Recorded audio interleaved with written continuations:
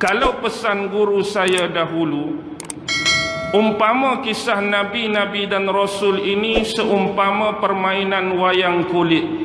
Seolah-olah kita beranggapan bahawa mereka ni tidak sezaman dengan kita. Mereka tidak sewaktu dengan kita. Mereka tidak semasa dengan kita. Abaikan, biarkan kisah mereka berlalu dalam lipatan sejarah, tak perlu dikenang dan diungkit-ungkit kembali. Jadi watak-watak tersebut yang telah lama berlalu seolah-olah sudah disimpan di dalam kotak masing-masing, membawa kisah ini yang telah lampau dan berlalu. Tetapi ingat, mereka akan kekal sebagai tulang belulang yang tak bergerak. Mereka akan kekal sebagai patung-patung yang tidak bernyawa, kecuali ada dalang baru, kecuali ada tok dalang yang memberikan kembali roh dan nafas untuk memainkan dan menghidupkan kembali watak-watak lama yang disimpan di dalam kotak-kotak tersebut. Tak ada tok dalang, selesai. Tak ada tok dalang, selamat. Tetapi yang jadi bermasalah bila ada tok-tok dalang baru yang buka kembali kotak ini. Ada tok-tok dalang yang baru yang mula memberikan roh dan nafas kembali kepada kehidupan wayang-wayang kulit ini. Dan sememangnya seperti biasa kita tahu, nama dalang kita kenal. Tetapi sewaktu permainan sedang rancak dimainkan, sewaktu cerita sedang dipertonton dan dipertunjukkan, kita hanya nampak bayang-bayang watak permainan, jauh sekali nak nampak tubuh si dalang. Tak kenal siapa tok dalang, hanya kenal suara dia, hanya kenal permainan dia, dan kita hanya kenal watak-watak bayangan di sebalik cahaya di hadapan kita.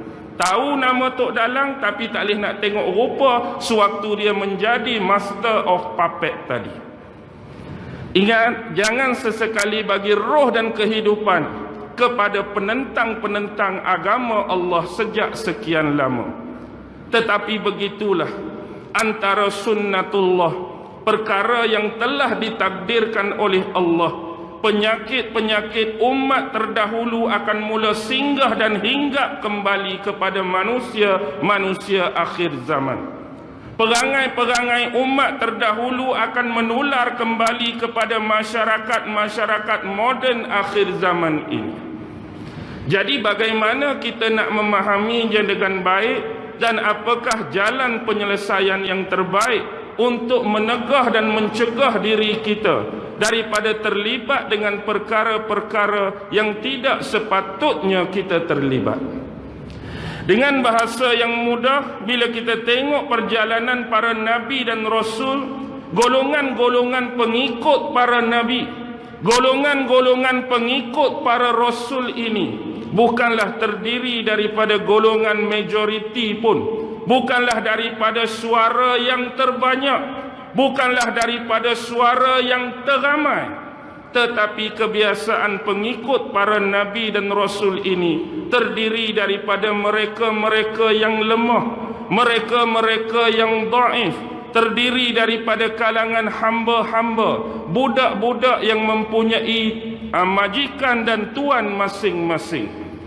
Tetapi kita juga harus ingat, inilah golongan minoriti yang sentiasa menjunjung kebenaran. Atas dasar penyelewengan dan kesesatan yang berlaku, Allah sebagai zat pencipta, Tuhan yang mempunyai sifat maha pengasih dan maha penyayang, Dia tak mahu melihat makhluk-makhluk ciptaan Dia yang namanya manusia ini tersasar, tidak ada petunjuk, tidak ada hidayah, hilang pedomang sewaktu perjalanan mereka di atas dunia menuju kematian. Ingat, selepas kematian kita ada pertemuan kedua, kembali menghadap Allah untuk diadili segala bentuk perilaku, tindakan dan perbuatan kita di mahsyar kelak. Akibat sayang kepada umat manusia, tak mau bagi terpesong, tak mau bagi tersesat, tak mau bagi terpeleot, maka diutusnya nabi-nabi dan rasul supaya menunjukkan kepada mereka jalan kembali, menunjukkan kepada mereka jalan pulang, menunjukkan kepada mereka jalan kebenaran yang sebenar. Tetapi itulah sebahagian daripada sifat-sifat mazmumah, ialah seseorang manusia akan mula bersombong dengan kehebatan diri dia. Seseorang manusia akan sombong dengan kehebatan ilmu dia. Seseorang manusia akan sombong dengan kehebatan kekuatan dia. Seseorang manusia akan sombong dengan kehebatan kepimpinan dan pemerintahan dia. Lantas nabi-nabi yang diutus dan datang nak menunjukkan kembali jalan baik dan benar ini ditolak, bahkan dilawan dengan mentah-mentah. Tak cukup dengan penolakan dakwah dari para nabi. Para nabi dan rasul ini dituduh dengan pelbagai tuduhan. Ada yang menuduh nabi sebagai gila, ada yang menuduh nabi sebagai orang yang tak siuman, ada yang menuduh nabi gila seks, ada yang menuduh nabi gila perempuan, ada yang menuduh nabi dengan pelbagai tuduhan. Tak cukup dengan lidah-lidah mereka mengkritik dan menuduh para nabi. Kadang-kadang nabi dan rasul ini diugut dengan pelbagai ancaman atas keselamatan mereka.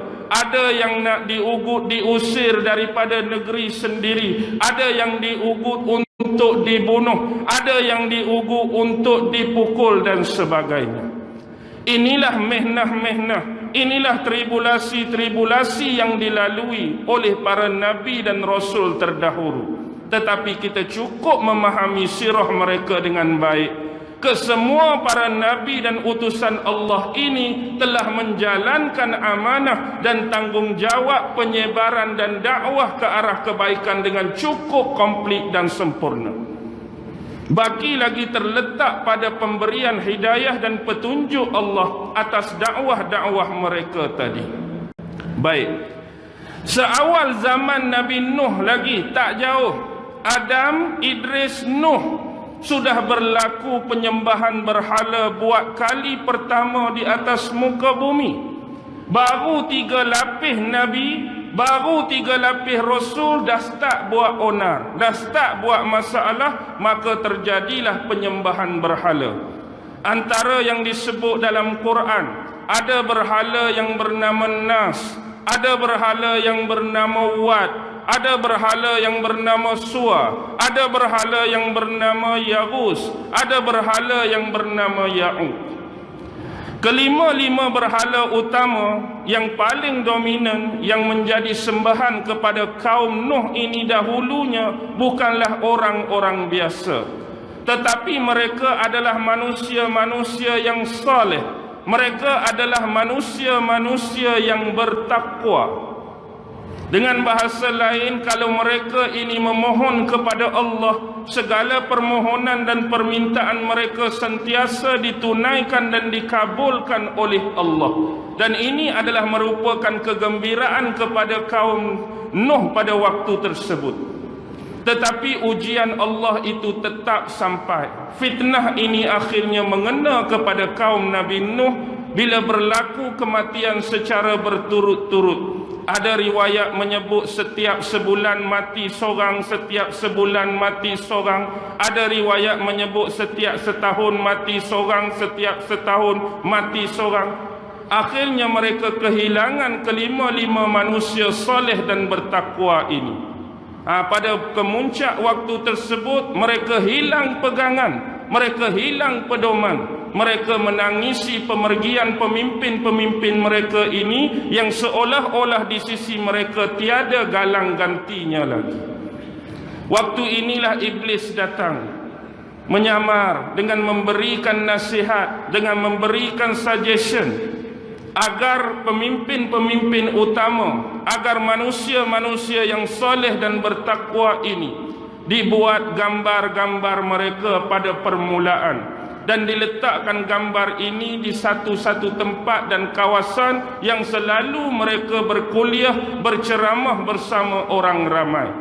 kemudian diberikan deskripsi salasilah dan keturunan manusia-manusia yang soleh ini untuk diperingati oleh kaum mereka. Maksudnya buat gambar orang ni, dia ni anak siapa, tok dia siapa, nenek dia siapa, moyang dia siapa, sampailah keturunan Nabi Adam. Cerita apa kebaikan-kebaikan dia, cerita apa kelebihan-kelebihan dia sewaktu hayat hidup dia dulu.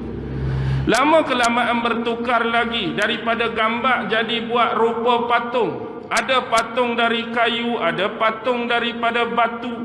Dan bila perkara ni tidak diperingatkan kepada anak cucu yang mendatang, bila orang-orang tua pada generasi awal ni sudah mati, bila orang-orang tua generasi pertama ni sudah mati, maka syaitan datang kepada generasi seterusnya yang tidak diperingatkan oleh datuk dan nenek moyang mereka. Sesungguhnya perkara yang tidak diberitahukan kepada kamu antara amalan-amalan dan upacara-upacara ritual terhadap patung-patung dan gambar ini ialah dengan memuliakan, memuja dan menyembah mereka. Sedaplah dia buat cerita, tak ada orang bagi tahu.